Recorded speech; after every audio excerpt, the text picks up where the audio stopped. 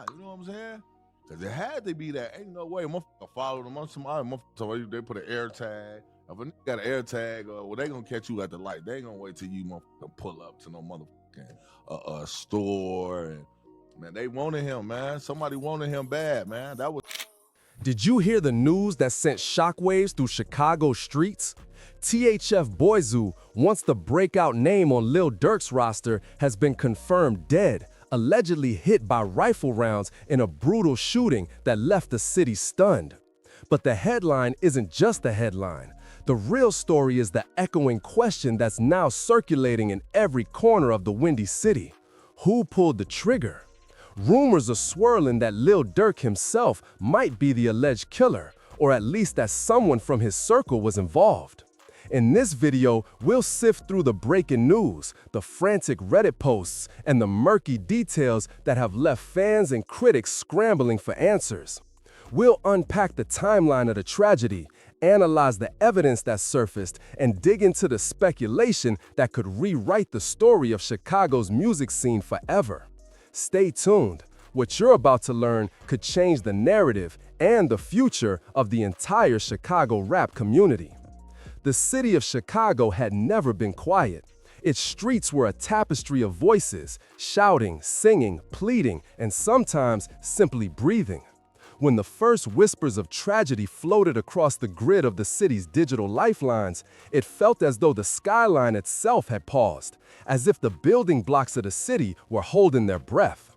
In the early morning hours, when the city's usual bustle was still settling into rhythm, the first tweet appeared. It was brief, almost anonymous, yet it carried a weight that would ripple for days. The message said, "THF Bayzoo, legend of the streets, is gone." It did not come with a press release, no formal statement, just a plain acknowledgement that a rising star had been silenced by gunfire. The world's attention, already focused on the city's ever-unfolding narratives, turned to the heart of Chicago. Within the hour, the feed of the city's social media was saturated with shock and disbelief. Reddit threads, Twitter timelines, and Facebook groups were inundated with posts that ranged from solemn tributes to raw, unfiltered grief. A certain Reddit user, known online as Doodie Lo, posted a short text that became an anthem for the grieving community. He wrote, "Yeah, it's official. R.I.P. Boo." The brevity of his message belied the depth of emotion that flooded the comment sections that followed. People started sharing videos, photos, and memories of the man who had been a voice for so many of them. The city that never sleeps seemed to hold its breath for the next beat, as if waiting for an answer that might never come. The reactions were immediate and intimate. One follower, in a heartfelt post, recalled the personal bond that had formed over the years. "My BFF, my brother, my dog, taught me a lot. This one hurt. Everybody knows our relationship. I got your kids for life. When I got shot, you jumped on the road. No questions." These words, raw and unfiltered, mirrored the collective grief that was felt not only by the family and close friends of THF Bayzoo, but also by the larger community that had grown up with his music echoing through the streets. In the quiet after the initial shock, people felt the sting of loss in a way that transcended the headlines, real, personal, and undeniable. It wasn't long before the first concrete evidence emerged in the form of a video that would cement the tragedy in the annals of Chicago's history. The footage, taken from a shaky handheld device, showed the last moments of THF Bayzoo in front of an open storefront. He was laughing with friends, a carefree expression that would seem out of place against the backdrop of the violent exchange that followed. The screen cut abruptly, a gunshot rang out, a single, sharp sound that cut through the video like a knife through butter. The sequence of events, the quick arrival of assailants, the rapid firing of rifles, the swift movement of the victim, made it clear that this was not a spontaneous act of violence, but a meticulously planned operation.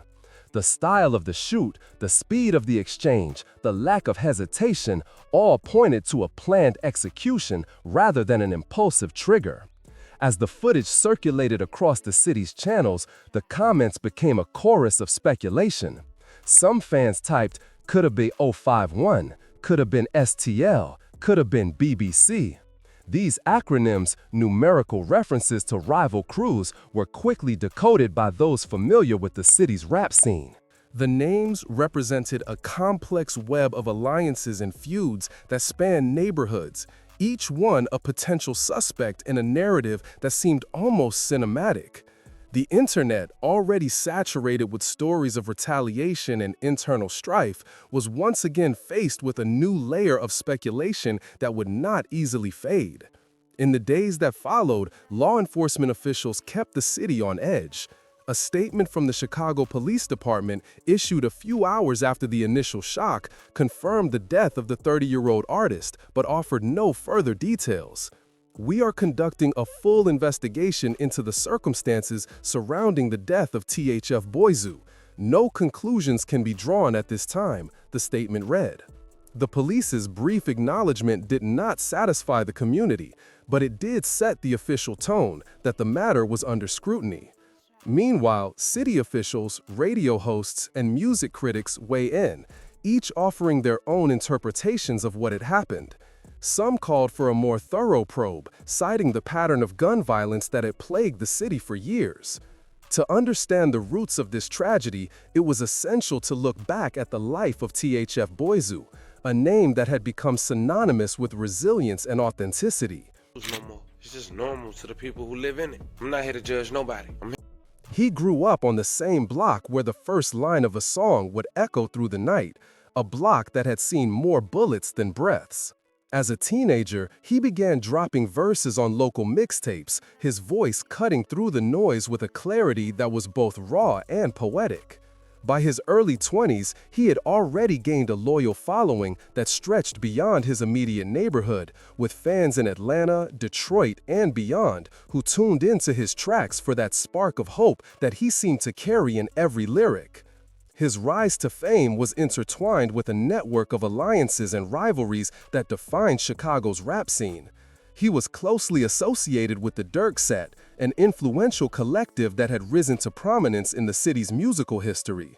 Their collaboration on projects that blended storytelling with a gritty edge helped cement his reputation as a figure who could bridge gaps. Yet, as often is the case in the city's underground, every alliance carried the seeds of potential conflict.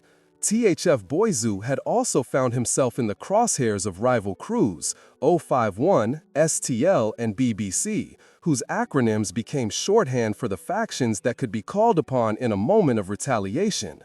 The history of these groups was a tangled web of friendships, betrayals, and street politics, a network where a single misstep could spiral into tragedy. The speculation that the shooting might have come from within the circle rather than from an external gang added another layer to the story.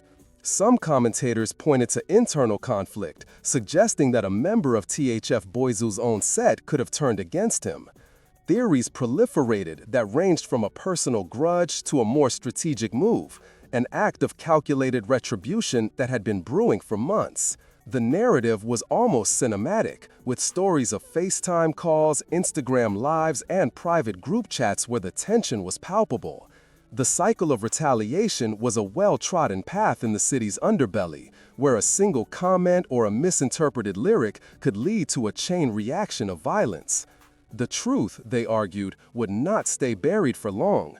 Those within the circle had the knowledge to expose it, and the rumor would spread like wildfire through the digital corridors. Meanwhile, the city's pulse seemed to slow. Kids walking through neighborhoods that had once been safe found themselves moving with a newfound caution, each step a reminder of a song that had once carried them. The loss of THF Bayzoo was a stark reminder that the cycle of violence was relentless, that every night could be the night someone's life ended in a single tragic moment. The community was left grappling with a wound that seemed to run deeper than the grief it manifested on the surface. Late-night radio hosts, midnight playlists, and the quiet corners where fans used to gather for his music now carried an absence that was palpable. The city seemed dimmer, its bright lights reflecting a sorrow that no amount of glamour could mask. In the midst of the speculation, the name of Lil Durk surfaced in a way that unsettled even those who had known him as a storyteller. Durk had long been celebrated for his authenticity and his narrative style, a voice that seemed to speak from the heart of the city. The mere possibility that he could be connected to the shooting added a new layer of complexity to an already tense atmosphere. No concrete evidence had emerged to support the rumor, yet the chatter on platforms like TikTok and Twitter kept circling his name. For many, this speculation felt like a betrayal of the loyalty and respect that Durk had always preached. The rumor added a darker tone to an already stormy narrative, leaving fans and collaborators questioning what they had come to trust. While the public focus narrowed on the possible connections and the mystery surrounding the assailants, a quieter but no less potent narrative began to surface. The mental strain that the violence and constant threats had imposed on Durk. Conversations with his close associates revealed a man whose mental health had been under siege. He was speaking of a revolving door that never closed, a metaphor that became ever more resonant in a city where gunshots could be heard at every corner. He had long been open about the pressure of the industry and the weight of the streets, but now the weight seemed heavier. His friends spoke of the psychological toll that the relentless cycle of violence had taken, a toll that no amount of music or fame could offset. The narrative was that of a man caught in a maze of loyalty, fear, and the stark reality of his environment, a maze that could have turned into the very path that led to his downfall. The day after the tragedy, the city's streets seemed less bright, as if a candle had been snuffed out, leaving a darkness that no amount of music could immediately fill. Radio hosts carried out extended tributes, looping his most heartfelt lines, reminding listeners that he had said, "I got your kids for life." That mantra, once a comforting echo, now sounded like a haunting refrain. The city's pulse slowed, its rhythm matched by the echoing gunshots that now seemed to form a new grim cadence. The rumors that had spread after the shooting of THF Bayzoo had already taken root, and the community was left to navigate a path that felt both familiar and newly treacherous. In a city that had long been defined by its color and pain, the loss of a voice that had tried to unite was a wound that would not heal quickly. The streets would remember him, the stories of that night would linger, and the echoes of his words would haunt the city's graffiti-lined walls. A reminder that even the most powerful voices can be silenced by a single, unforgiving moment. A lot of negativity floating around, because obviously Lil Osama, he had a lot of problems with THF crew, Bayzoo, and all of those guys, okay, with the watches that got stolen. He said 5 people got killed from THF over his watches getting stolen. And Lil Zay was a little bit slick, right? He posted this comment he posted this image with this comment visible on purpose. He said, "Run this MF up now." The quiet after the gunfire still clings to the streets, a muffled echo that refuses to fade. As the city's heart beats with grief, the rumor that a celebrated figure like Lil Durk could be linked to the tragedy lingers like a stubborn shadow. It is not the rumor alone that rattles the community. It is the ripple it creates across the fragile lines of safety, identity, and mental resilience. In the days that followed, the conversation around THF Bayzoo's death intensified, each voice amplifying a single shared pulse of loss. The absence of official charges left a vacuum that people filled with speculation, with memories of the artist's humility, and with a collective yearning for answers. That yearning crystallized around the idea that the violence was not an isolated incident, but part of a broader, relentless cycle. Perhaps triggered by a single event, but amplified by the presence of larger names within the industry. One of the most vivid moments captured by the community was the live stream that T600 and Remo were conducting when the news of Bayzoo's passing cut through their audio feed.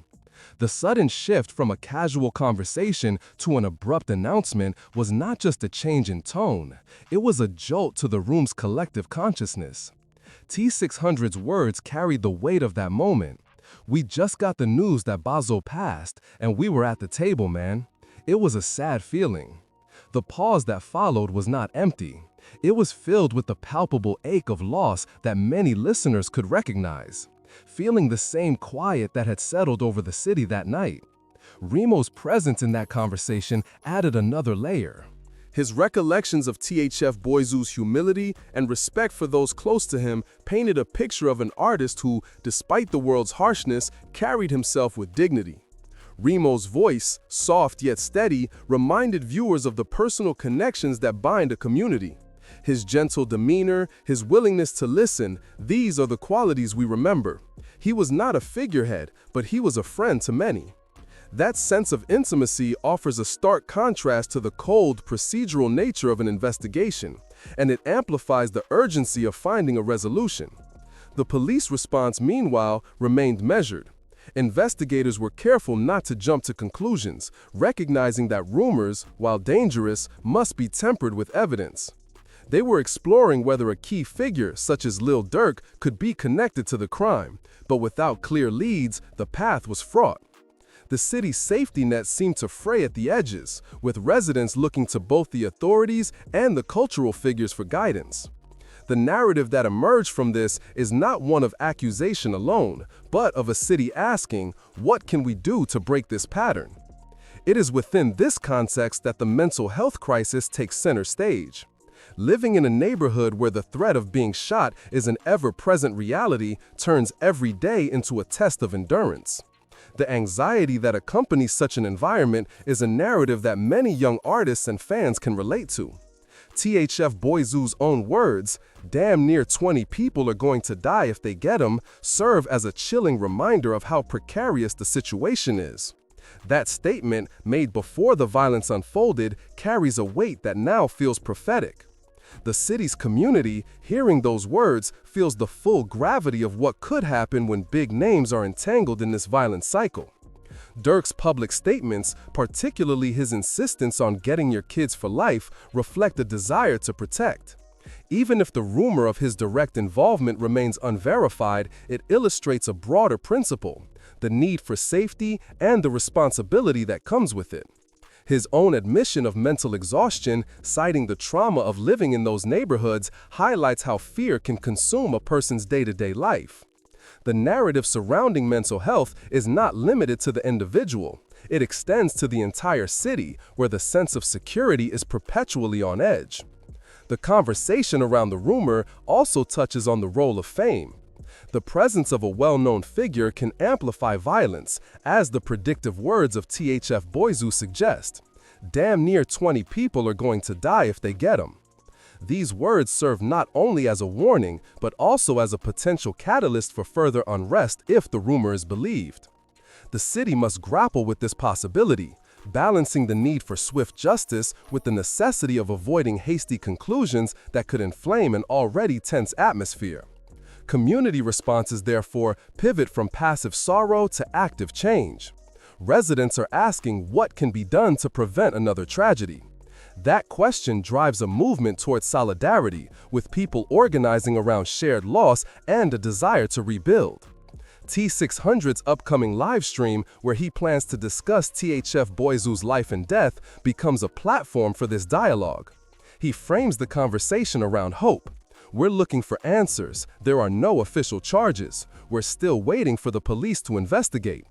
These words echo a broader sentiment of patience and persistence, of not letting the investigation become a mere rumor, but rather a conduit for real progress. The mention of the Central Illinois region's mental health crisis dovetails with this narrative. The city's mental well-being is intricately tied to the environment. In a place where the fear of being shot is embedded into the cultural fabric, the pressure on individuals is immense. The community, recognizing this, seeks to create support systems that allow artists and fans to thrive without the looming shadow of violence. The conversation becomes one about establishing infrastructure for mental health, implementing educational programs, and fostering environments where creative expression is safe. In that sense, the rumor of Lil Durk's involvement is more than a question of guilt or innocence. It is a reflection of how the community navigates uncertainty. Someone even replied, said, "You heard what he said? Then boys don't effing play." Now, people are saying they think THF are actually claiming the murder of a woman, and it's 757 BA's baby mama G. Ari that recently lost her life. The rumor tests the limits of public trust in cultural figures, challenging the city's capacity to separate personal safety narratives from collective identity. If a celebrated figure is perceived as a potential threat, it can either galvanize a community to demand accountability or further erode trust. The city's reaction must therefore be measured, aiming to prevent a deeper divide while ensuring that justice is pursued responsibly. The conversation also extends to the role of fans. T600, as a representative of the younger generation, embodies the intersection of fandom and street reality. His live stream, in which he and Remo recount THF Bayzoo's last moments, highlights the personal stakes that fans carry. The memory of the artist's humility and respect resonates strongly, especially when paired with the sense that a public figure could potentially be implicated.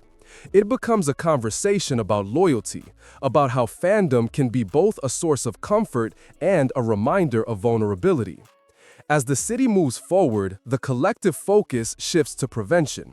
The conversation about breaking the cycle of violence now takes a proactive form. Community programs, mental health resources, and dialogues between law enforcement and residents. The rumor, while unverified, serves as a catalyst that forces the city to address underlying problems.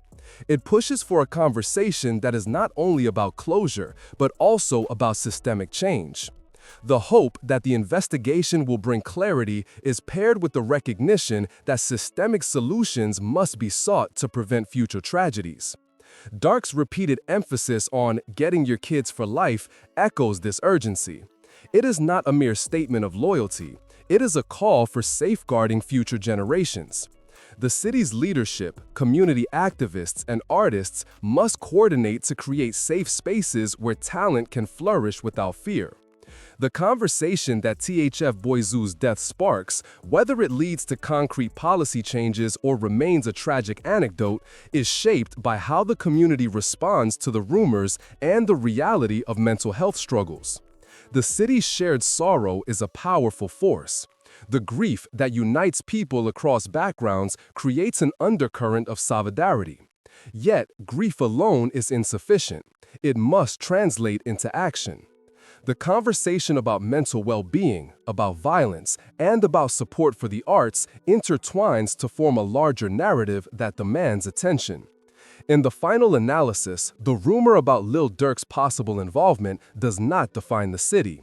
Rather, it highlights the necessity of a comprehensive approach that blends justice with empathy, policy with community engagement, and protection with celebration of creativity.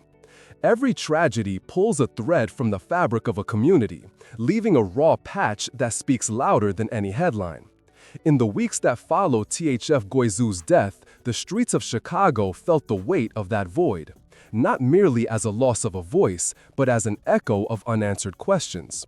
When a rumor spreads, whether it touches Lil Durk or another figure, those unanswered questions take on a shape, sometimes a shape that feels almost tangible.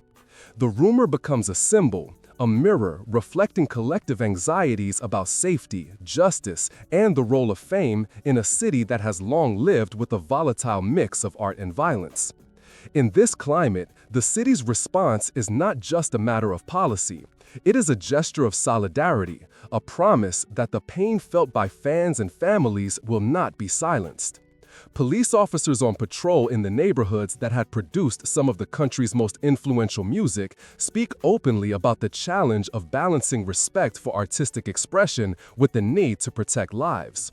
Their conversations shift from the technicalities of an investigation to the realities of what it means to walk a block where a single misstep could lead to tragedy.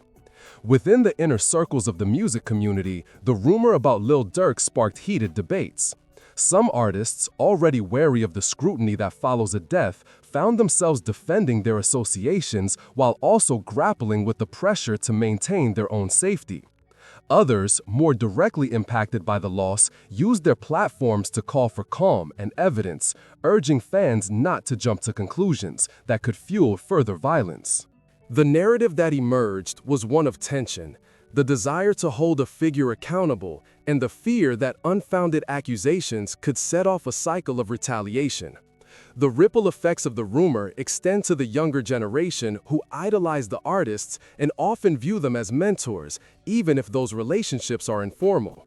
T600, who had built a substantial following on live streams, found himself caught between loyalty to his community and the ethical responsibility of not perpetuating potentially harmful misinformation. He recorded a stream that evening, his face illuminated by the glow of a studio camera, and spoke candidly about the fear that haunted him.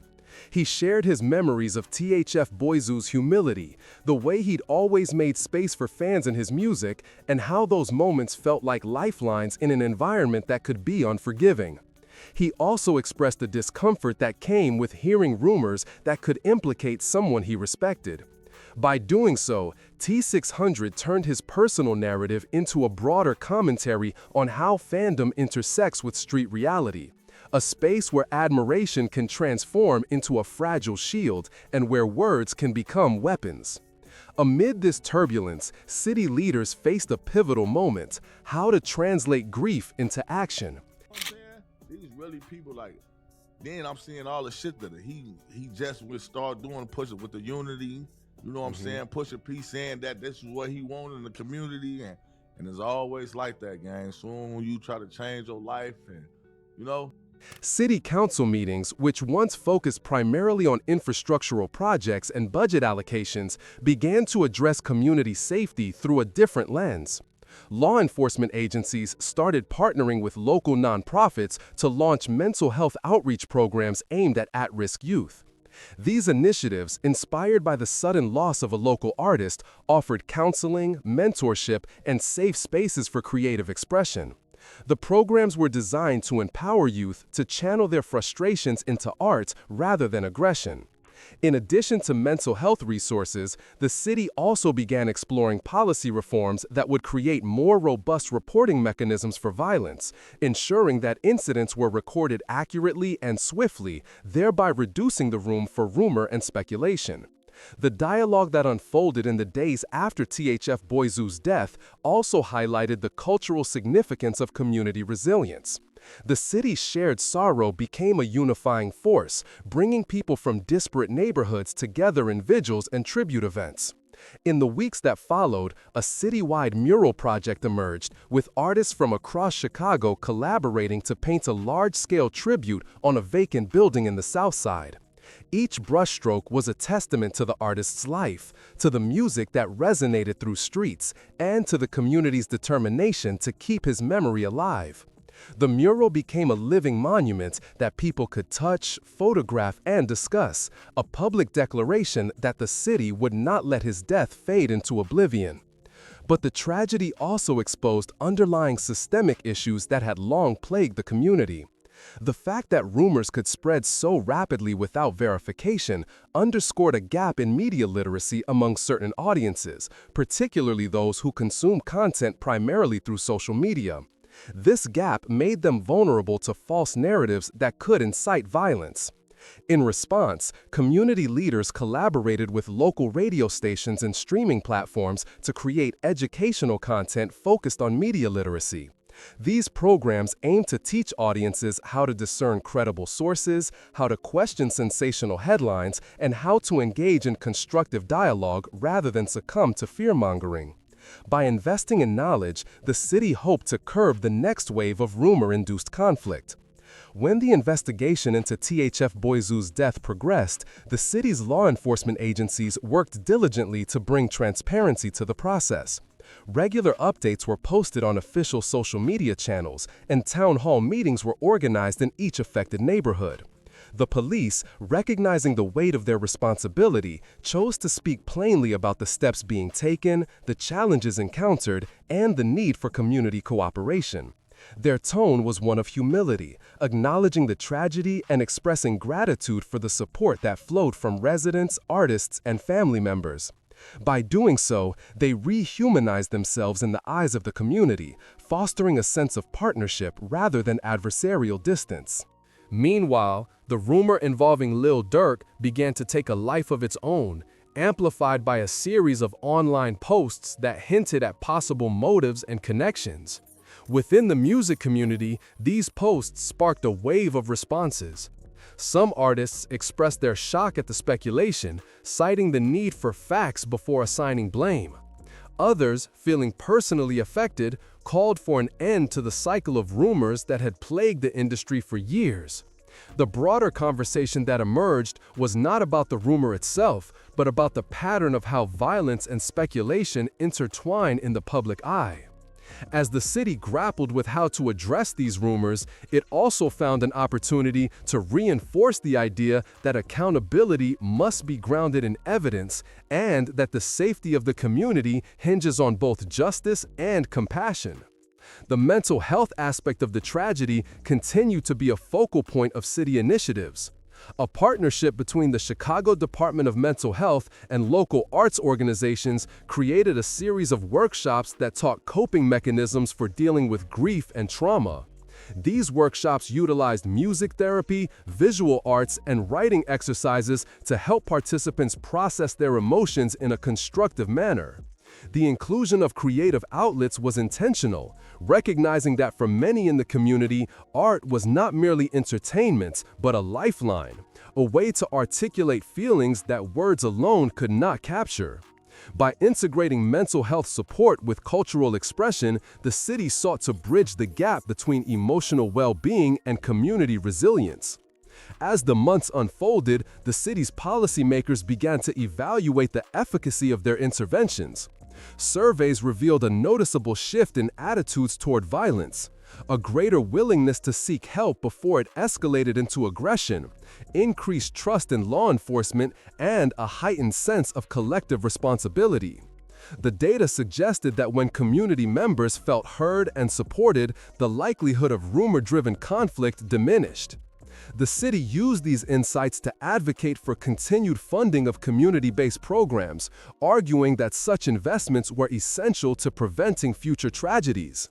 Beyond policy and mental health, the tragedy inspired a new wave of artistic production that honored THF Boyzoo's legacy. Emerging artists across the city released collaborative tracks that spoke of unity, healing, and the necessity of confronting systemic issues head-on. These songs, infused with raw emotion and reflective lyricism, resonated with listeners who had been directly or indirectly affected by the incident. They served as a testament to the power of art to both mourn and mobilize, turning personal grief into collective action.